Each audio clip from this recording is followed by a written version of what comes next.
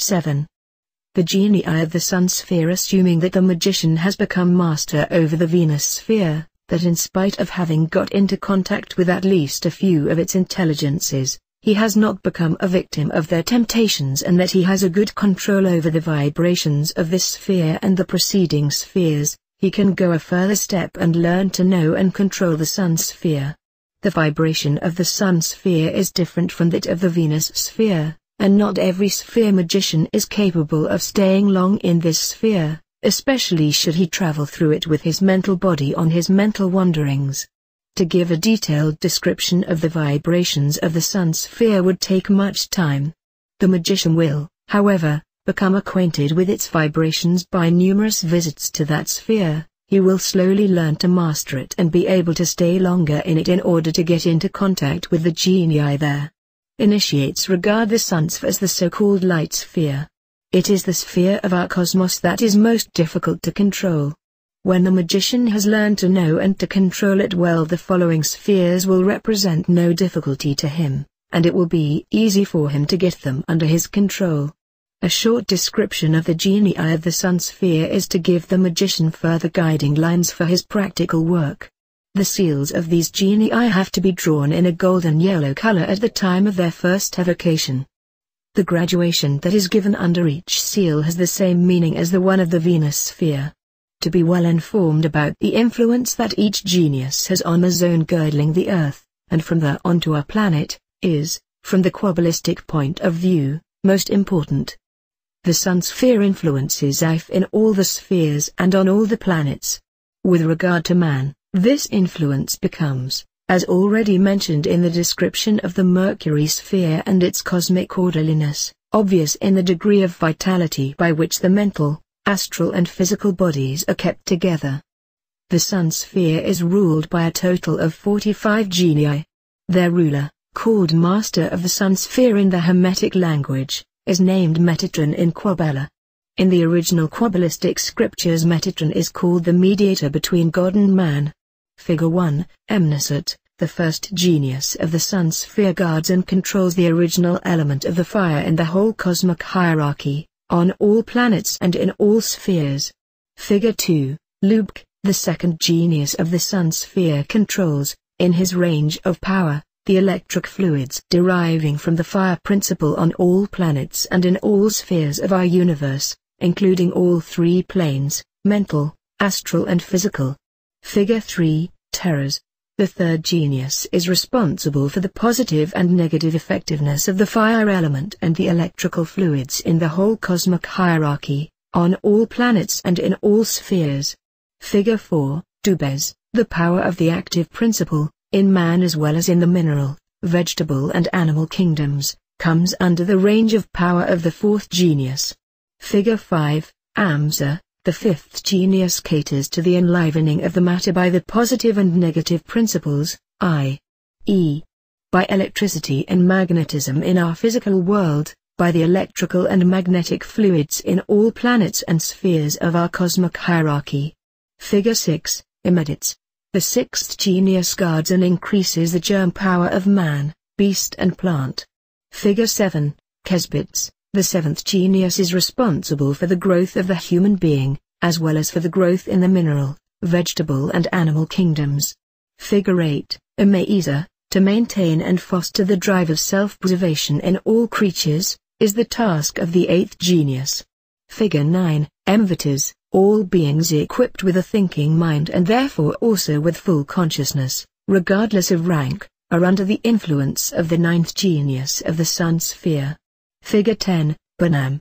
The 10th genius is in charge of the intellectual faculties of human beings and beings on all planets and in all spheres. Figure 11, Serites.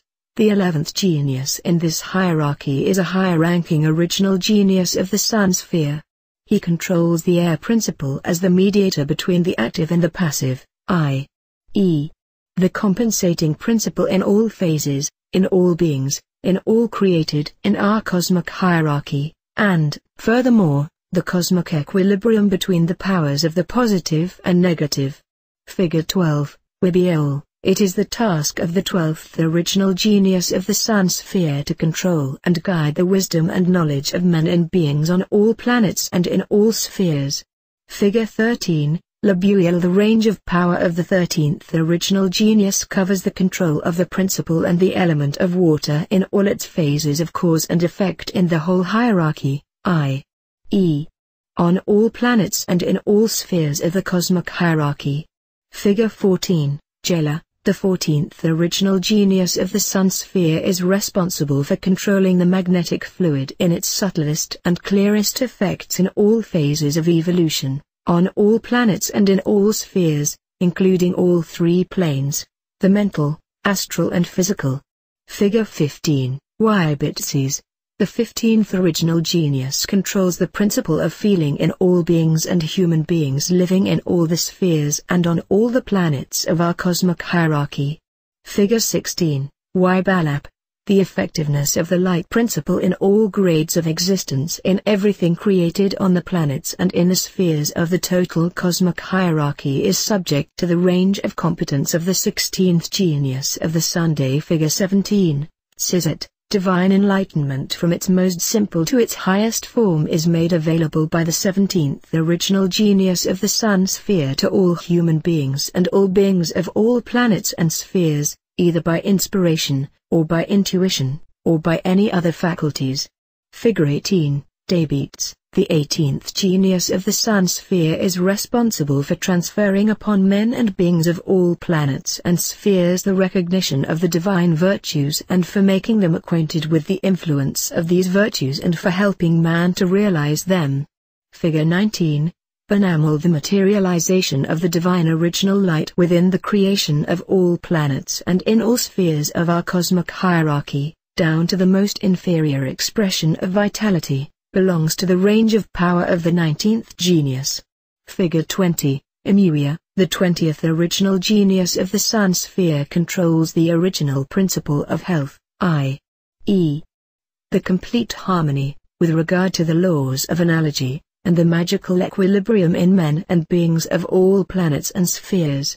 Figure 21, Dukab. The laws of relationship by the plus principle and the minus principle in the created universe, i.e., in the total cosmic hierarchy, and the control of lawfulness are the responsibility of the 21st original genius of the Sun Sphere.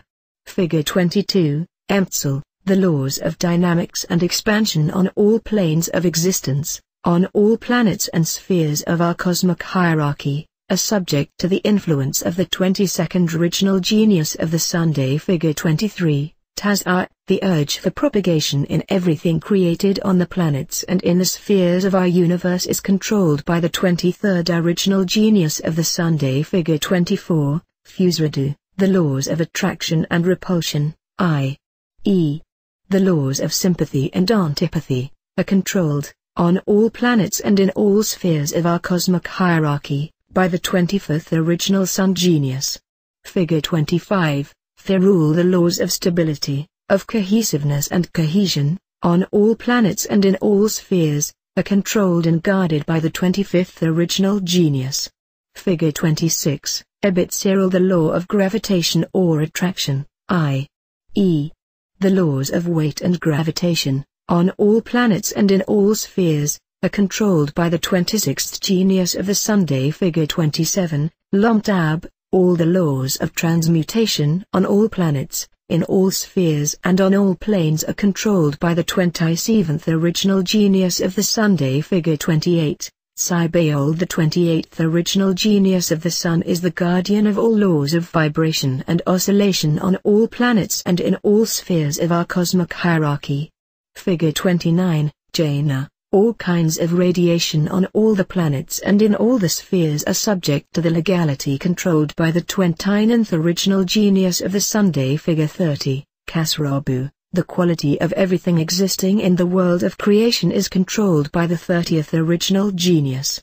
Figure 31, Etzibet. Apart from other things, the exact adherence to the universal laws in all spheres and planes comes under the range of competence of the 31st original genius. Figure 32, Balaam. The 32nd original genius is in charge of all the laws of analogy in all spheres and on all planets, in all ranges of power of our cosmic hierarchy. Figure 33, Belemch, the 33rd original genius, is given the task of controlling the laws of appearances of our universe, so that they correspond to the universal laws. Figure 34, Erisut, the 34th original Sun genius, controls the equilibrium on all planets and in all spheres of our cosmic hierarchy. Figure 35, Tinas, the laws of solidification, of crystallization, of fixation, etc., are controlled by the 35th original Sun genius. Figure 36, Gain, the control of the evolution of men and animals in our universe, in all spheres and on all planets, in all ranges of power, is in the hands of the 36th original genius. Figure 37, Entub, the fate and karma of everything living and created, from the smallest up to the greatest, is controlled by the 37th genius of the Sun sphere. Figure 38, Irab, the 38th original genius, is regarded as the original initiator and is, at the same time, a guardian of time and space on all planets of our universe. Note, the sphere magician knows that time and space only exist where there are physical shapes and created things, no matter whether so-called dead or living creatures. Contrary to it, all spheres starting from the zone girdling our Earth up to the highest spheres of our cosmic hierarchy, but not their planets, are timeless and spaceless. Figure 39, Tybolib, the 39th original genius of the Sun sphere, is the ruler of all ideals of men and beings in all spheres and on all planets. Figure 40, Chabais, the control of the spiritual development of men and beings on all planets and in all spheres, including evolution, lawfulness and the karma, falls under the competence of the 40th genius of the Sunday. Figure 41, Selub, the 41st original genius of the Sun sphere, is regarded as the creator of all original symbols and their original language, the cosmic language, and as a guide of all original ideas that have been realized. Figure 42, Levum, the 42nd genius, is to be regarded the original creator of all magical science and of Quabella. Figure 43, Vasat, is an original initiator into the water principle and its magnetic fluid in all grades of density and effectiveness on men and beings, on all planets and in all spheres of our universe. Everything created in which the water principle is active is controlled by Vasat, the 43rd genius of the Sun sphere. Figure 44, is Absab, all creatures living in water, on our Earth as well as on all other planets, are under the influence of the 45th Sun genius. Figure 45, Dabitsit, is the name of the 45th genius of the Sun sphere. All means of evocation, and, apart from this, all processes of combustion, including fermentation, are controlled by this genius. Judging from their range of power, the original genii of the Sun sphere are to be regarded, in the cosmic hierarchy, as the mediators of the original creator of the planetary system. For the reader's information, and in order to gain a better survey, I have only given an abstract idea of each genius. In relation to the effect of these abstract ideas, there exist many parallels which the magician will arrange intuitively himself, or he receives the according enlightenment during his contact with the genii of the Sun sphere. In any case, the magician will attain that much knowledge that there is a lack of words to tell anything about it in detail. As soon as the sphere magician is master of the Sun sphere, there exists no problem anymore which he would not be able to solve in the right way. His knowledge has no gap, and by means of this spheres he is able to become a perfect adept. For a magician acquainted with Quabella, it becomes now clear why the Quabbalistic initiations tell that the connection with the Godhead will be accomplished on Tiferath, which is the Sun sphere according to the Quabbalistic tree of life, in which the magician can obtain the union with God. As is told in the tree of life, literally the magician must have covered half of the way to God. That means he must have control over the spheres until the Sun sphere inclusive, whereupon God will go to meet him in the second half, so that it comes to the union with God. In this case it is not a connection with a personified God, but knowledge and wisdom, might and power will be united to one.